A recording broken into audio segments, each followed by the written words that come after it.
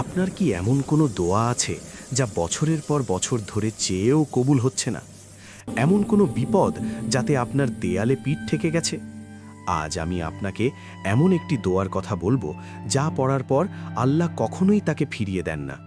কি ছিল সেই দোয়া, আর কেনই বা একে বলা হয় দোয়ার চাবিকাঠি?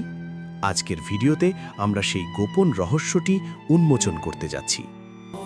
একদা মহানবী সাল্লাল্লাহু আলাইহি ওয়াসাল্লাম মসজিদের এক কোণে বসেছিলেন।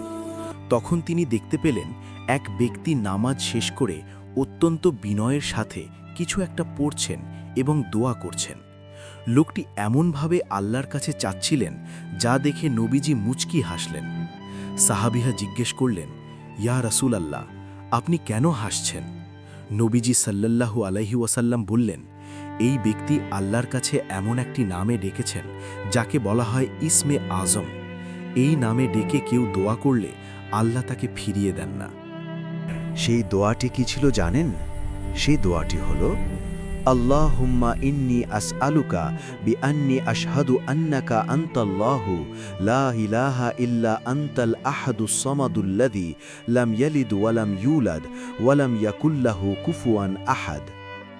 নবীজি সাল্লাল্লাহু আলাইহি ওয়াসাল্লাম বললেন, এই দোয়ার মাধ্যমে আল্লাহর একত্ববাদ এবং তার মহানুভবতার এমন স্বীকৃতি দেওয়া হয় যা শুনলে আরশের অধিপতি অত্যন্ত খুশি হন।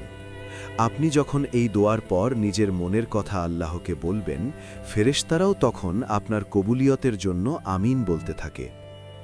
তবে মনে রাখবেন, দোয়া কবুলের কিছু শর্ত আছে। প্রথমত, আপনার উপার্জন হালাল হতে হবে, এবং দ্বিতীয়ত, পূর্ণ বিশ্বাস রাখতে হবে যে আল্লাহ অবশ্যই শুনবেন। যখন আপনি দুনিয়ার সব আশা ছেড়ে দিয়ে শুধু আল্লাহর উপর ভরসা করে এই দোয়াটি পড়বেন, তখনই দেখবেন আপনার জীবনে মিরাকল ঘটতে শুরু করেছে। বন্ধুরা, দোয়ার এই শক্তি সবার কাছে পৌঁছে দেওয়া আমাদের দায়িত্ব। ভিডিওটি ভালো লাগলে একটি লাইক দিন এবং এমন ইসলামিক সমাধান ও অজানা তথ্য আরও পেতে আমাদের চ্যানেলটি এক্ষুনি সাবস্ক্রাইব করে বেল আইকনটি চেপে রাখুন। আজকের রাত থেকেই দোয়াটি শুরু করুন। গভীর রাতে যখন সবাই ঘুমিয়ে থাকে, তখন দুই হাত তুলে আল্লাহর এই মহান নামে তাকে ডাকুন। আপনার বিপদ যত বড়ই হোক না কেন, আল্লাহর রহমতের চেয়ে বড় নয়।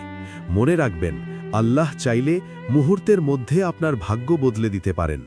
আল্লাহ আমাদের সবার দোয়াগুলো কবুল করুন। আমিন।